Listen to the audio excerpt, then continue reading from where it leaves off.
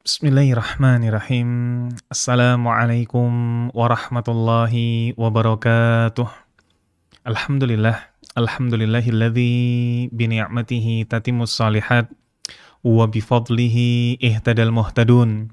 Allahumma salli wa sallim ala habibina wa qudwatina Muhammad sallallahu alaihi wa ala alihi wasallam wa man ihtada bihadyihi wastanna bisunnatihi wa qtada biqudwatihi ila yaumiddin amma ba'd. Ikhwatal iman, ahabakumullah.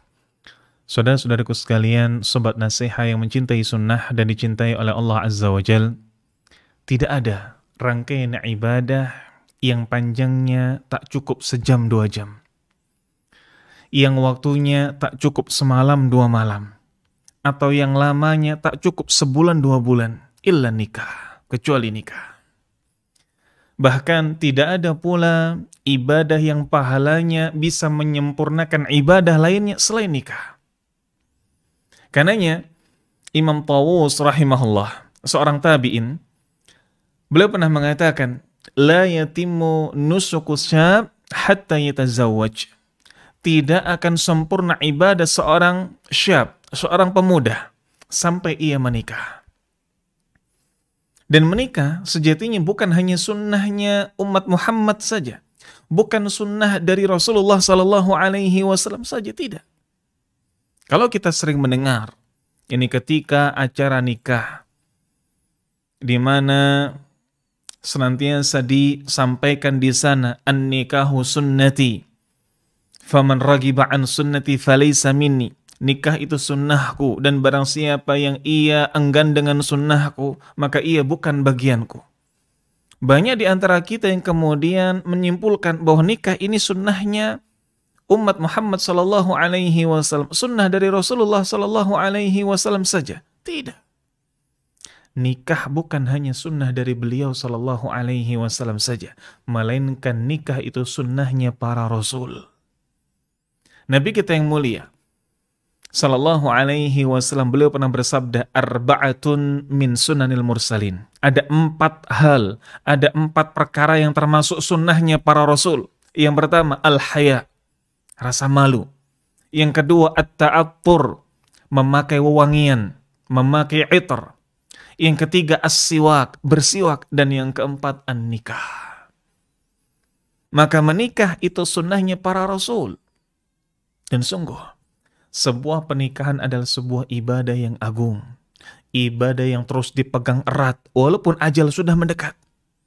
Mengingat banyaknya pahala yang terkandung di dalamnya. Sampai-sampai sahabat mulia Abdullah ibnu Mas'ud radhiyallahu an, beliau pernah mengatakan, laulam yabqa min ajali illa 10 ayyam. Seandainya aku tahu bahwa ajalku tinggal 10 hari lagi, wali tulun 'ala nikah, dan aku punya kemampuan untuk menikah, latazawwajtu, niscaya aku akan menikah. Kenapa? Karahiyata an alqillah adzaban, an alqillah, karena aku benci tatkala berjumpa dengan Allah dalam keadaan apa? Dalam keadaan membujang.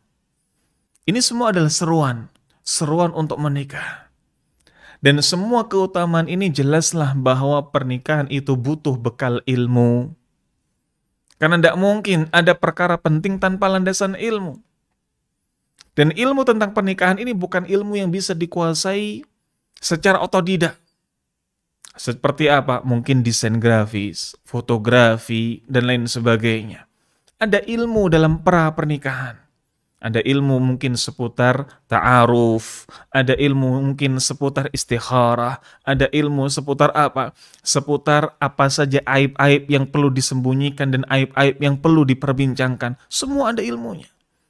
Ada ilmu dalam pernikahan seperti apa? Hak dan kewajiban suami istri. Ada ilmu buah dari pernikahan. Ini parenting atau sikap tatkala rumah tangga sedang di ujung tanduk dan lain sebagainya. Penuh dengan ilmu.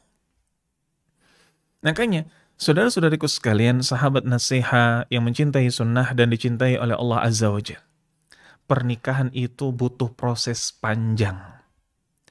Pembelajarannya setiap hari. SKS-nya setiap saat. kurikulumnya bukan kurikulum sederhana. Tidak bisa seperti beli roti, kapan terbesit keinginan bisa langsung cari dan beli. Nah, sebelum memutuskan menikah, ia harus introspeksi dulu. Apa iya sudah wajib untuk menikah? Jangan-jangan cuma sekedar pengen, jangan-jangan hanya karena baper ngelihat teman seangkatan sudah nyebar undangan. Kalaupun tidak sampai wajib, apa iya faktor pendorong untuk menikah itu sudah kuat? Seperti ma'isyah, nafkah. Juga apa ada faktor penghalang? Seperti misalnya persyaratan dari orang tua, ridho dari orang tua, dan lain sebagainya. Kalaupun sudah lolos fase ini, apakah sudah ada calon pasangan yang sesuai sebagaimana yang ditetapkan oleh syariat? Belum lagi niat yang harus diluruskan sepanjang proses ini berlangsung. Jangan sampai kedahuluan apa? Main hati yang bisa buat syaitan kegirangan dan tepuk tangan. Begitu pula ada sisi masa lalu yang dulunya punya khilaf, punya salah, karena mungkin ada beberapa hal yang kelewat batas dalam hubungan lawan jenis. Pastikan taubat sudah dilakukan. Jangan sampai mata ini sering nangis minta dunia, tapi tidak pernah nangis-nangis ketika minta ampunan dosa. Percayalah, ketika semua itu dilakukan dengan sesuai runtutan, insya Allah hasilnya akan membahagiakan. Ala kulli hal ayyuhal ikhwah, sobat-sobat nasihat yang mencintai sunnah dan dicintai oleh Allah Azza wa Jalla. Perkara yang mesti dibahas dalam bekal pernikahan harus sabar, harus telaten, tidak boleh bosanan. Kalau urusan dunia saja kita bisa sabar sampai lulus S1, lanjut S2, lanjut S3, dan lain sebagainya. Jangan sampai dalam urusan ibadah yang agung ini, keilmuan kita cuma setingkat SD, setingkat SMP, baru belajar pranikah, sudah malas, sudah merasa, oh nanti sudah tahu ilmu dalam pernikahan, ilmu pasca pernikahan. Jangan sampai. Nabi kita yang mulia sallallahu alaihi wasallam pernah mengatakan, innallaha yubghid kulla alimin bid dunya jahilun bil akhirah. Allah itu benci, Allah itu tidak suka orang-orang yang dia pandai urusan dunia, pinter dalam perkara dunia, tapi jahil urusan akhirat. Bodoh urusan akhirat. Maka yakinlah, dengan mempelajari ilmu ini akan menjadi wasilah kita untuk menjadi pribadi yang lebih siap, pribadi yang lebih matang, lebih tahu skala prioritas. Karena memang harus diketahui, dalam kehidupan rumah tangga itu banyak sekali ibadah yang terserak. Para ulama bahkan menjelaskan, sibuknya seseorang karena urusan yang lahir dari konsekuensi menikah. Sibuk atas urusan yang itu merupakan konsekuensi nikah. Sibuk nyari maisha, sibuk ngomong anak, dan lain sebagainya. Maka kesibukan seperti ini lebih berfaedah daripada dia melaksanakan ibadah sunnah untuk dirinya sendiri.